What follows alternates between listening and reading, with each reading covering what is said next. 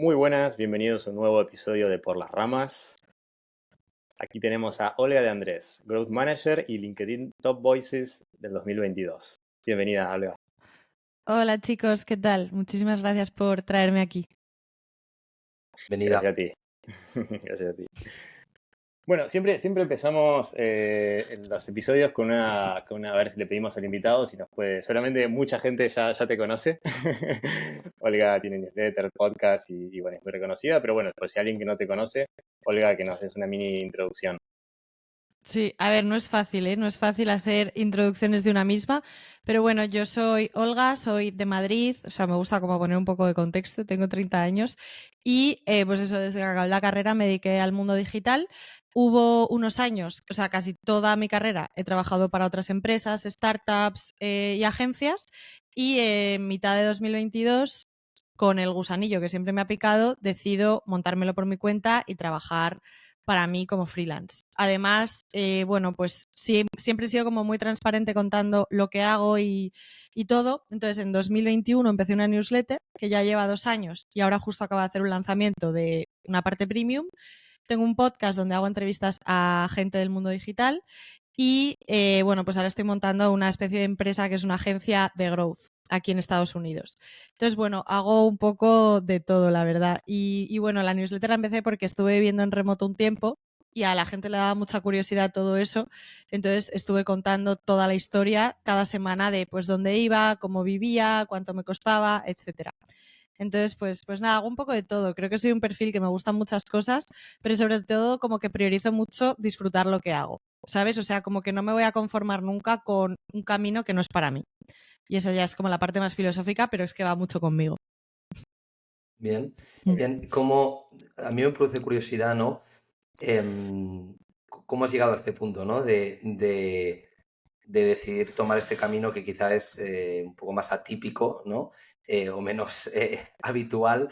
¿De dónde vienes, ¿no? Y cómo llegas a este punto. Ujú.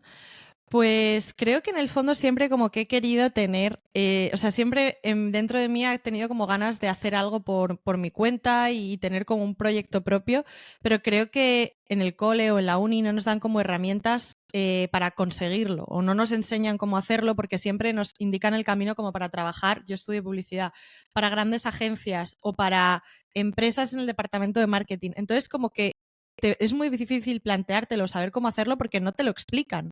Entonces, creo que en mi caso me ha costado más porque he tenido que hacer la investigación de conocer gente que está haciendo lo mismo, porque creo que es muy difícil tener como referentes y si hay referentes son empresas muy grandes. Yo siempre lo digo, en plan, pues startups, por eso yo me metí en el mundo startup, porque me gusta mucho, en plan, pues imagínate un Globo o yo trabajé en Binext, empresas que lo han hecho pero a raíz de buscar financiación y con ideas súper novedosas y yo veía que no tenía una idea que fuese a cambiar el mundo, pero sí que quería hacer algo chiquitito para depender de mí.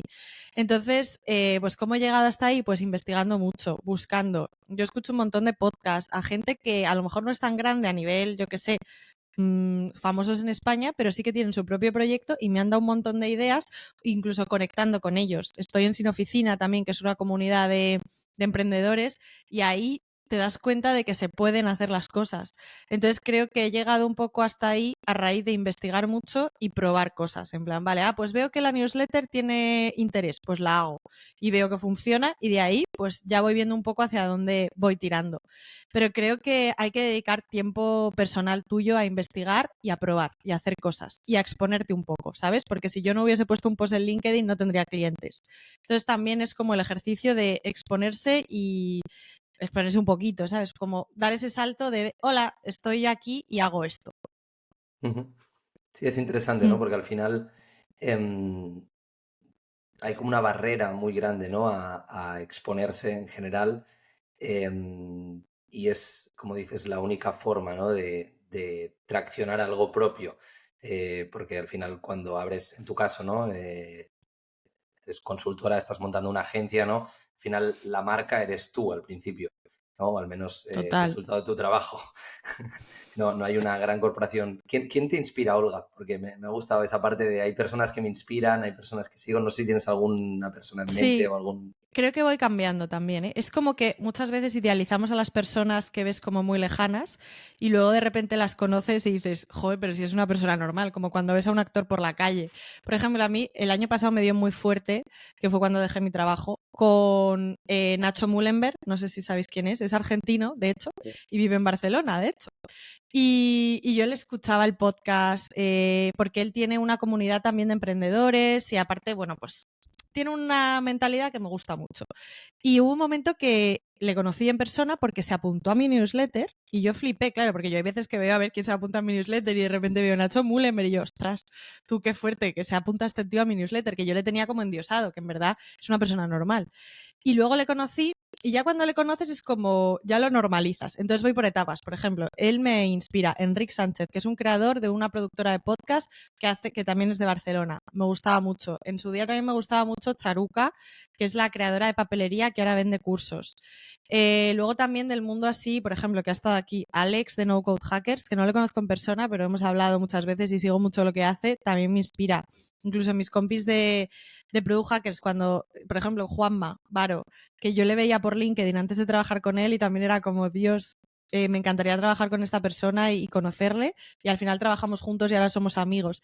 Entonces es como que yo creo que vas por etapas según cómo vas creciendo tú. Entonces, a día de hoy, ¿quién me está dando fuerte? No lo sé, no te sé decir, o sea, ahora mismo no quiero como pausar el podcast por pensarlo, pero si se me ocurren, os lo digo ahí, os lo digo de repente. Pero os estoy diciendo como nombres que me ha dado fuerte, por decir también a algunas chicas. Por ejemplo, tengo una chica que es abogada y que dejó el despacho para montárselo un poco por su cuenta también, que se llama Bárbara Jefaza, que es de Twitter también, y da unas lecciones que flipáis. Me gusta mucho Mina Barrio, que es una fotógrafa que luego también habla un poco de cómo exponernos y hacernos fotos y vídeos en el mundo digital. Yo qué sé, o sea, como que te pones a rascar y hay muchísima gente de la que puedes aprender. Entonces, bueno, voy por etapas, según me va dando fuerte con algo.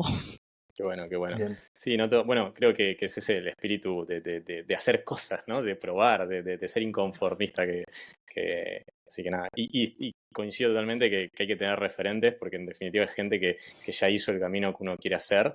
Entonces, bueno, y que van cambiando completamente, como tú dices. O sea, porque hoy mi objetivo es este, entonces hoy mi referente es esta persona, pero bueno, pues mi objetivo cambia y cambia el referente. Así nada, coincido completamente con lo que dices y está buenísimo escucharte. Te quería preguntar un poco con la experiencia en Product Hackers, ¿no? Si eso que viviste adentro te inspiró en parte o qué aprendizajes tuviste a raíz de esta experiencia. Sí, pues yo tengo muy buen recuerdo porque, sobre todo porque la gente, ya os digo, por ejemplo, Juanma es mi amigo, Pavel también, que coincidimos, Juan, es que no sé a quién conocéis, Pablo Pérez Manglano, que tiene Serine Way. O sea, como que yo entré al principio, entonces, y me gustaba mucho Product Hackers, y igual por eso me fui, porque nos daba mucha libertad para nosotros crear nuestras propias cosas. Por ejemplo, Pablo tenía su agencia de no code también, que es Serine Way. Juan tenía una newsletter y un podcast. Juanma también tenía una movida de LinkedIn. Entonces, como que ahí te inspira mucho la gente que hay, porque aparte de trabajar para Product Hackers, tenían como sus propios proyectos. Entonces, en ese sentido, siento que es un sitio muy bueno si quieres aprender un poco de todo. Y luego también a nivel growth, pues bueno, fue muy chulo porque tenían como una metodología que se habían inventado ellos en realidad, pero que es aplicable a muchas empresas. Entonces es muy interesante porque pues aprendes un poco la mentalidad de pues cómo analizar un e-commerce o un producto digital, qué tienes que tener en cuenta para medirlo, yo qué sé, qué tipo de experimentos puedes hacer. No sé, aprendes como cosas, depende también un poco de qué cliente te toque y tal, o sea, luego al final eso es muy relativo, pero la cultura es chula. Y también Product Hackers era 100% remoto, bueno, y lo es ahora. Entonces eso también nos daba mucha libertad de que había gente como de diferentes sitios y aparte como que aprendí a trabajar en remoto 100%, porque yo antes en Binex también estábamos en remoto, pero por la pandemia, porque no quedaba otra, pero ahí sí que había una cultura de trabajar en remoto, hacer un esfuerzo para conocer a la gente que estaba dentro, siempre nos poníamos la cámara, o sea, es que ahora no concibo no ponerme la cámara y eso fue gracias a estar ahí, porque es que no lo concibo, o sea, hay que mirar a las personas o sea, por lo menos verle la cara. Entonces, como que sí que siento que hay una cultura del compañerismo, aparte de todo lo técnico que puedes aprender, que es muy chulo, o sea, creo que soy buena embajadora porque es guay y como que tratan bien a la gente, no sé, no sé, ahí lo dejo. También es, por lo que dices, es como caldo de cultivo de tener side projects, ¿no? Que creo que eso es como muy interesante porque hay muchas empresas que lo ven como algo negativo, digamos, y el hecho de que tanta gente dentro de Product Hackers lo tenga es como, bueno, aparte de que me parece muy positivo, es como parte de la cultura, ¿no? Ya casi, casi. Porque sí, a Pablo lo hemos entrevistado, de hecho todavía no ha salido, Ah, mira. pero lo hemos entrevistado y además lo conozco. Un saludo, Pablo. Así que nada, sí, creo que es un ambiente y además la gente siempre habla muy bien de Product Hacker realmente. Claro, Sí, en definitiva empezaste con tus proyectos, o sea, con newsletter y con el podcast, empezaste ahí dentro, ¿no? sí, de hecho es que fue Pablo, me acuerdo porque se me viralizó un tweet y me dijo, Olga, tienes que hacer algo, a captar leads o algo. Entonces me monté una landing y fue cuando dije, pues voy a empezar una newsletter. O sea, no estaba planificado. Y sí, me acuerdo el día que lancé el podcast, que también llevaba como 4 meses en Product Hackers, y me acuerdo que lo pusieron por los canales internos en plan, ¡guau! Olga ha lanzado un podcast. Pero en realidad es que hay muchas empresas que a lo mejor no lo ven bien porque lo ven como una amenaza. Pero en realidad si eres inteligente y cuidas a la gente a hacer lo que quiere, imagínate que esa gente luego crece en seguidores o lo que sea, al final es un embajador que va a hablar bien de tu empresa. Entonces, yo creo que eso es positivo. O luego también, Product Hackers, el LinkedIn, pues a lo mejor, si quieres dar visibilidad a cosas de la empresa, pues si la gente está contenta, lo va a hacer. Entonces, yo creo que al final es algo inteligente por parte de la empresa y es absurdo cortarle las alas a la gente que tiene otros proyectos, porque creo que es humano y de hecho si quieren contratar talento con curiosidad y un poco con ese espíritu, pues es que no les puedes encerrar en tu cueva. O sea, no tiene sentido. Está claro. Tu marca personal está creciendo muy rápido. Al menos en estos últimos meses, desde que nosotros te conocemos, digamos, la hemos visto crecer bastante, bastante rápido. Entonces, ¿qué es lo que te está funcionando, ¿no? Para crecer a esta velocidad o qué es lo que te funcionó al inicio? Pues mira, yo creo que depende un poco yo al final voy probando, yo soy como un poco experimentación en canales diferentes, como hacer un go-to-market. Bueno, no sé tampoco hasta qué punto la gente puede entender esto, pero bueno, al final tú tienes que intentar probar canales diferentes. A mí, cosas que me han funcionado, curiosamente, o sea, escribir en LinkedIn de manera constante, en mi caso, o sea, creo que funciona, o en mi caso ha funcionado, y no hace falta que todos los posts sean perfectos, porque nunca sabes cuál se te va a viralizar. A mí se me han viralizado algunos y sé que eso ha traído seguidores, que bueno, al final ni siquiera lo puedes medir muy bien con LinkedIn, pero sí que te da leads y gente que te escribe. Y entonces, por ejemplo, escribir en LinkedIn y postear, tener como una mini estrategia de contenido con una parte de improvisación, que creo que eso también es la magia un poco de la espontaneidad y naturalidad, sirve para crecer, sinceramente.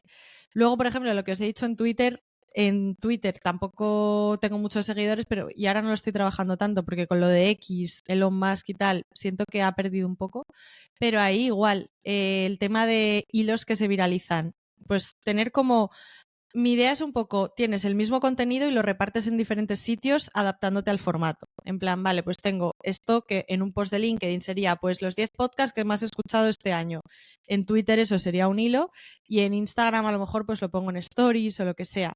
Entonces es ir probando un poco los formatos. Y Muy Gary Vee, ¿no?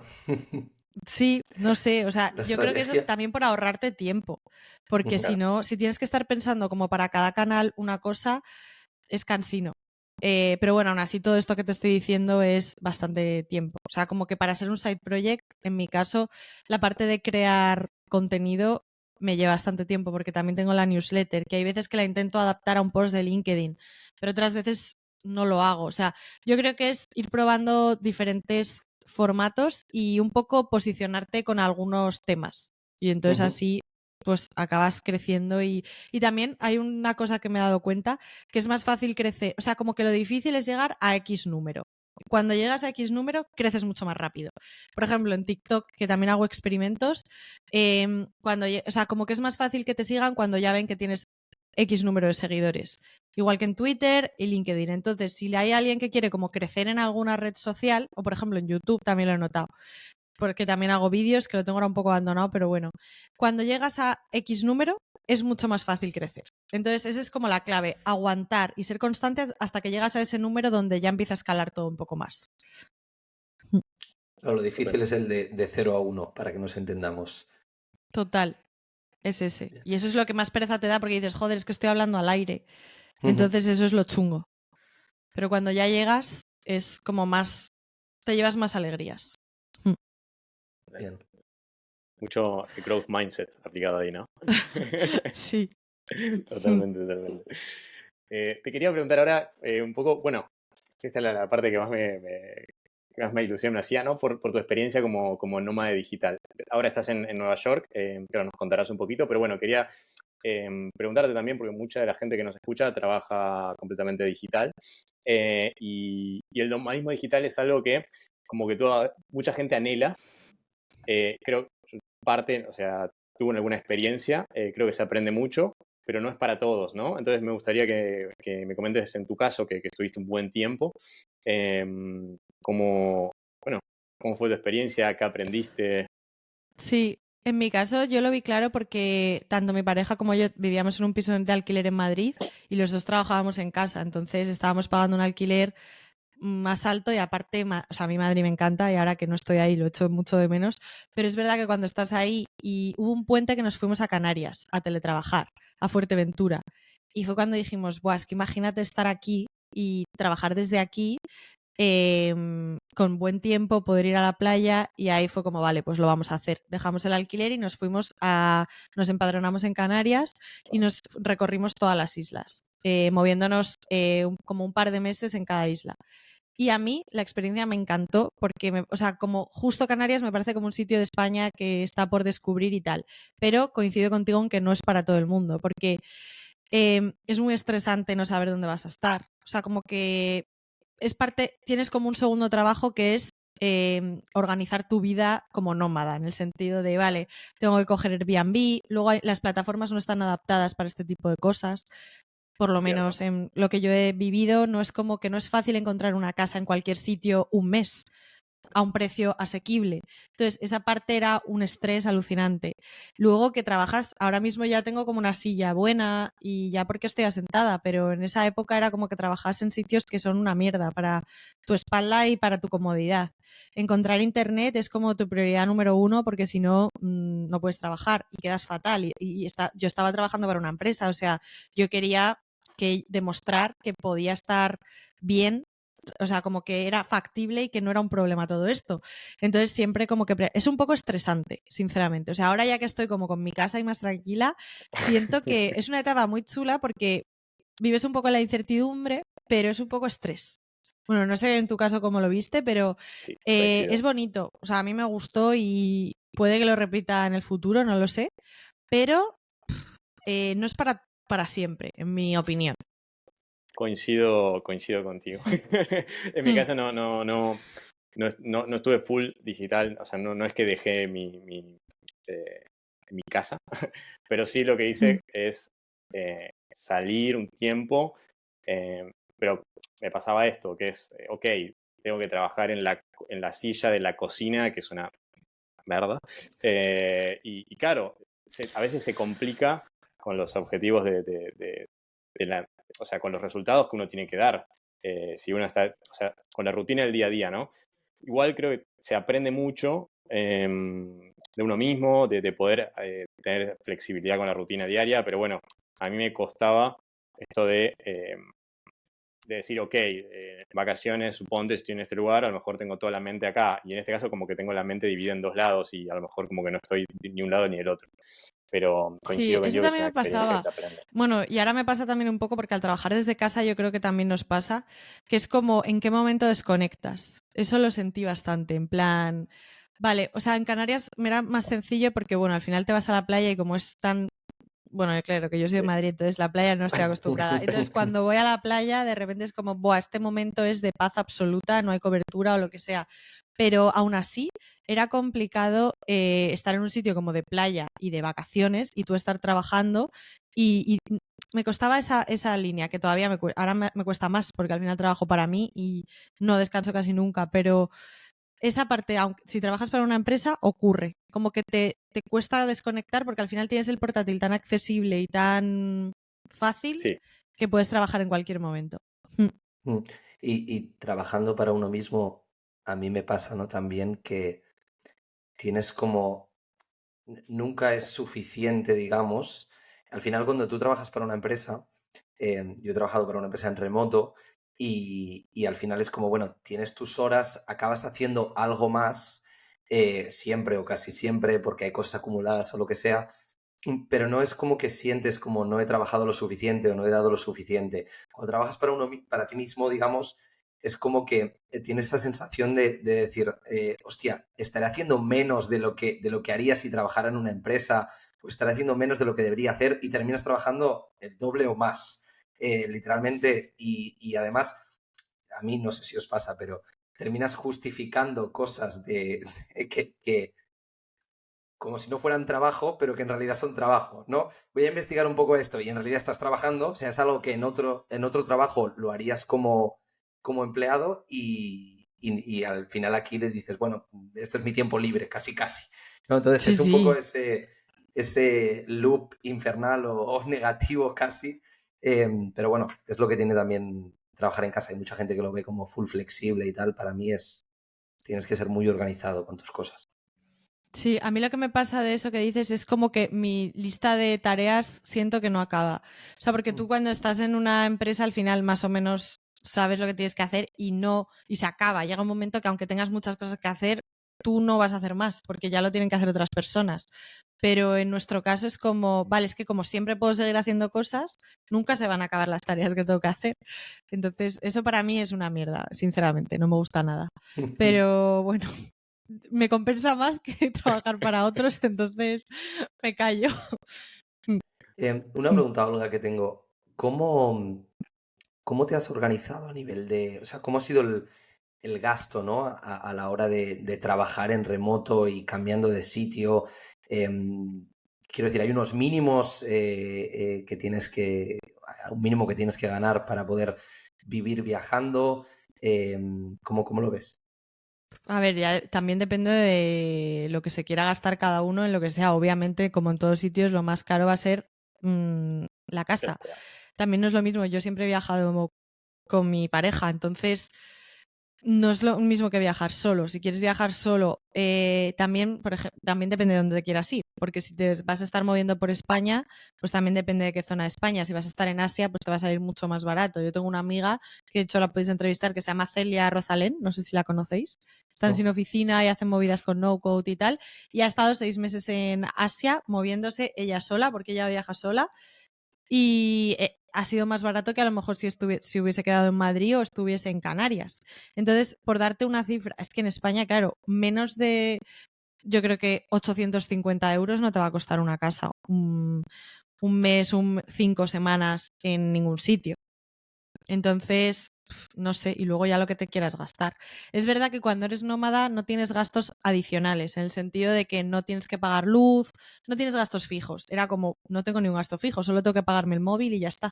Entonces es verdad que eso estaba bien, como que no te quitan dinero de nada, solo pagas la casa y ya está. Incluso a veces pagábamos 2 meses de golpe. Entonces era un poco también organizarte eso, pero yo creo que un salario del sector tech puedes vivir así, porque es más o menos casi lo que realmente es casi lo mismo que si pagas un alquiler. A no ser que Claro, te vayas bueno, ni Bali, porque ahora es súper caro. Cualquier sitio de estos. entiendo que la dificultad también está en lo que decías antes de encontrar sitios que se adapten a las necesidades de uno, ¿no? Porque al final sí que es verdad que ahora Airbnb y estas plataformas van un poco hacia el alquiler por meses, pero es muy incipiente todavía. No hay Está mal hecho. prácticamente. Mm. Nosotros lo que hacíamos era negociar con ellos y pagarlo por detrás. Lo digo por si alguien lo quiere hacer. Que a Airbnb esto no le ha gustado, pero es que, claro, Airbnb se lleva como creo que un 30% y se lo cobra. Airbnb se lo cobra al inquilino y Booking se lo cobra al cliente, al proveedor, al hotel o al apartamento. Entonces, Ujú. con Airbnb intentábamos negociar y lo hemos hecho en casi todos los sitios y es verdad que te ahorras dinero. Bien. Pero bueno, es un hack, o sea, es un hack mal hecho. No, Pequeño. no hay una plataforma preparada para nómadas. Porque yo creo que el tema de la vivienda es muy caro, entonces no han encontrado nada. Porque sí que conozco gente que ha intentado proyectos así, pero no han acabado de salir porque no es fácil. Mm. Sí, hay un par de aplicaciones, pero son muy pequeñas y no tienen prácticamente tracción. Te quería Ya. preguntar, ahora estás en Nueva York, ¿qué tal es la experiencia de vivir allí y es tan caro Pues como dicen?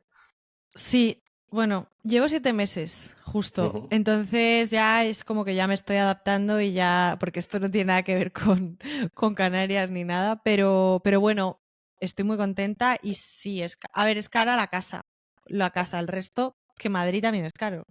O ujú. sea, el tema del alquiler es lo más caro, pero el resto de cosas, pues bueno, igual un poquito más caro, pero no me parece tan exagerado. Bueno, y aparte que aquí en Estados Unidos tienes que pagar propinas y todo eso.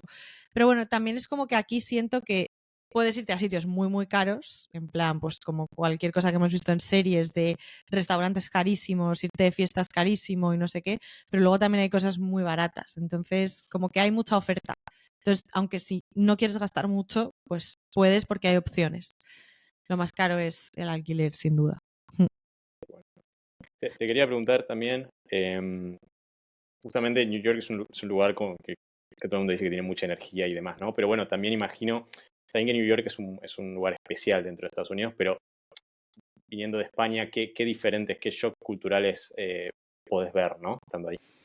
Sí, yo creo que Nueva York no representa la realidad de Estados Unidos porque no es, porque yo he ido a otros estados como Kansas y eso sí que es Estados Unidos como el que vemos en Los Simpson o cosas así, que la gente va en coche a todo, que yo qué sé, otra mentalidad. Nueva York al final, lo chulo y lo diferente que es de otros estados es que hay gente de todo el mundo. O sea, no es como habrá gente de Nueva York original, obviamente, pero hay un montón de gente de, yo qué sé, de Argentina, de México, de la India, de diferentes países de Asia. Entonces es como que hay muchísimas culturas juntas en un mismo sitio. Entonces, por ese lado es como muy sorprendente porque ves gente de todo tipo y por otro lado también te cuesta mucho conocer gente porque Claro. no es muy difícil conectar a lo mejor con ciertas culturas. O sea, es muy raro que yo me haga amiga de una judía ortodoxa porque son cerradas, porque no pueden, básicamente. Entonces también es una ciudad muy solitaria.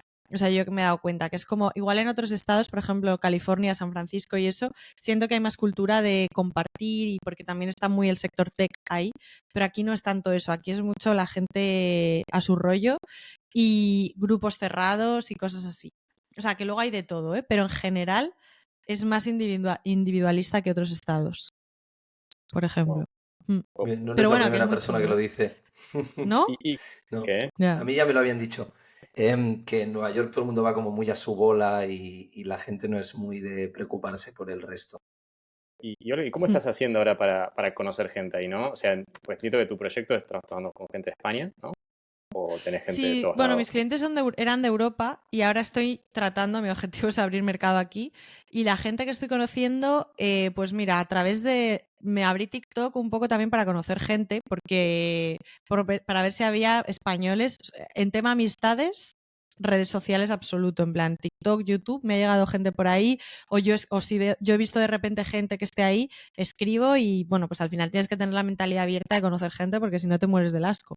Entonces, pues buscar en internet todo.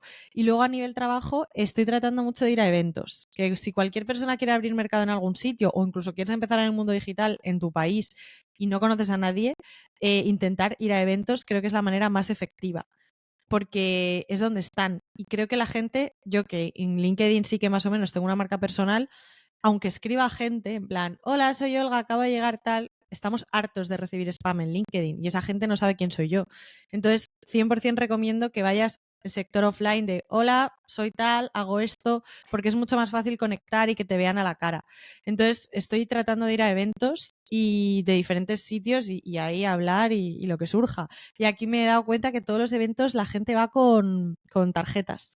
Con tarjetas, o sea, sí, muy Físicas. curioso. Físicas.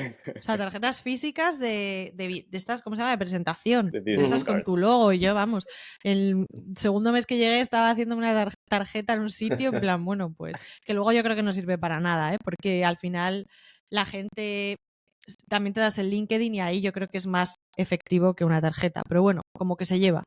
Es un tema de Cultural, química, cultural. al final, ¿no? En el momento te acabas quedando con el nombre y con el contacto de la persona que en el momento te da ese feeling, ¿no? Al final la Total. tarjeta o la guardas en la cartera o en el bolsillo y la terminas Bueno, tirando o Mm, dejando por ahí abandonada. en Asia es mm. súper importante la tarjeta de negocios. ¿Ah, sí? Súper importante. ¿La No sé. usan? Sí, sí, sí, muchísimo. Mm. Me imagino una escena como bueno, el American Psycho, ¿qué era? Bueno, no sé, que tenía la tarjeta y se fijaba en el gramaje y todo. Bueno, después se la recomiendo para que la vean. Ah, mira. Bien. Mm. Bueno, yo te quería preguntar, a nivel de herramientas en tu día a día, ¿cuáles son las herramientas que más usas? Me imagino que tendrás por un lado temas más de productividad, marca personal y tal, y por otro lado más a nivel de growth. No sé si podrías contarnos un poco de cada una. Sí, pues mira, yo me organizo sobre todo con Notion, que es la herramienta que desde hace ya años tengo todo ahí. Y bueno, pues ahí tengo todo. Yo creo que todo lo que creo, incluso cuando trabajo con clientes, si a ellos más o menos lo conocen y les gusta, creo un portal de cliente ahí y ahí tienen toda la información. Entonces lo utilizo tanto como mi organización personal de tareas, como la documentación de los proyectos, como portal de cliente. Sé que Coda está bien y de hecho una época lo probé, pero bueno, como tengo todo centralizado en Notion, al final me es más cómodo ahí y los clientes lo conocen más. Notion. Entonces también intento utilizar herramientas que más o menos se sientan cómodos. Luego, por ejemplo, utilizo Metricool para programar contenido, que me va guay. ¿Qué más? También con algún cliente he utilizado Airtable y cuando hago bases de datos y tal, también lo hago ahí. La herramienta, o sea, la newsletter la tengo con Substack, el podcast lo hago con Zencaster y luego lo subo con Evox, que no sé, vosotros supongo que lo tendréis en Spotify por podcasters. Ujú. Yo creo que a nivel de productividad, eso. Luego, pues las notas del iPhone también. Si tengo que escribirme algo así rápido, utilizo eso. Y de calendario, que me gusta mucho, utilizo Cron. Que me gusta porque es como muy fácil mover los eventos, bloquearme tiempo. Tengo como 9 calendarios, entonces, no sé, me gusta más que Google Calendar. Me parece como más intuitivo. Y luego a nivel de growth, pues depende un poco. Yo, por ejemplo, trabajo mucho la parte de email marketing con e-commerce, entonces utilizo una herramienta que se llama Connective, que te permite hacer, es española, son de Murcia, y te permite hacer como experimentos te permite hacer A/B testing en email, pero también en carruseles en la web, por ejemplo, o poner diferentes contenidos. O sea, es como una manera de meter contenidos en tu web sin necesidad de programar. Entonces está muy guay porque no es muy cara y para un e-commerce, o sea, pagas en función del tráfico que tengas y del número de leads que tengas. Entonces al final se adapta un poco a las necesidades Tamaño. de la empresa. Ujú. Sí, está guay. Eso lo hago como para experimentar más es que yo sobre todo trabajo con e-commerce, entonces eso lo uso bastante. Bueno, obviamente Google Analytics para traquear todo, aunque también Amplitude para visualizar datos de experimentos o cosas así. Antes utilizaba Google Optimize, pero ahora no he encontrado para hacer A/B testing, pero ahora no he encontrado como una herramienta de A/B testing accesible. O sea, todo lo que estoy haciendo de experimentación lo estoy haciendo con Connective o ya con desarrollo. Y luego también una herramienta que recomiendo, tanto para un SaaS como para un e-commerce, es una que se llama Bitjet, no sé si la conocéis, que te permite como implementar vídeos dentro de una web sin código. En plan, vídeos tanto como video typeform, no sé cómo se llama el de typeform que te permite poner vídeos. Video Ask. Video No sé, Ask, sí. Video Ask, Video Ask, eso. sí. Pues esto es parecido, pero tiene como más opciones. Entonces está chula porque, no sé, como ahora el vídeo es tan clave, más que un pop-up solo, pues este tipo de herramientas está guay y te permite hacer A/B testing también, meter texto. Si creas contenido en TikTok, Instagram o lo que sea, puedes embeber los vídeos ahí. Entonces, bueno, luego os la escribo si queréis porque esa también la he utilizado bastante y funciona para tangibilizar un poco el valor de los servicios o los productos. Y está muy chulo. Y luego cuando tengo que validar algo, por ejemplo, ahora que he empezado con lo de la newsletter premium tengo que crear una landing card pues por ejemplo, para crear landings utilizo Cart y ya está. O sea, no sé usar Framer ni nada. Lo hago todo ahí. Y nada, eso es yo así las que se me vienen un poco a la cabeza. Bien, buen repertorio. Sí, buena Bastante stack. no code. Sí, de todas maneras en mi newsletter comparto siempre herramientas de este tipo. Por ejemplo, el otro día compartí una que te permitía convertir tu perfil de LinkedIn en una web. Que eso también me parece guay, porque si no te quieres hacer una web y te da muchísima pereza, como es mi caso, pues esta herramienta si no ahora os la busco, te permite crear eso. Una web desde tu perfil de LinkedIn. Di el nombre de la newsletter por si alguien quiere ir a verlo y así de paso se... Sí. Se llama Emprende en Remoto. Bien. Sí. Bien, una pregunta, Olga, que se me ha quedado ahí de antes. Ahora eres autónoma en USA, ¿verdad? No, ahora Todavía tengo una no. LLC. Ok. Tengo una LLC, sí. Desde verano, no sé, en junio o julio, me creé una LLC, que es como una SL en España. Y es muy interesante porque, claro, yo no quería, por una movida fiscal, y tampoco si voy a residir en España, pues no iba a seguir siendo autónoma. Aparte, pues bueno, hay que pagar dinero para trabajar y todo el rollo. Entonces dije, no.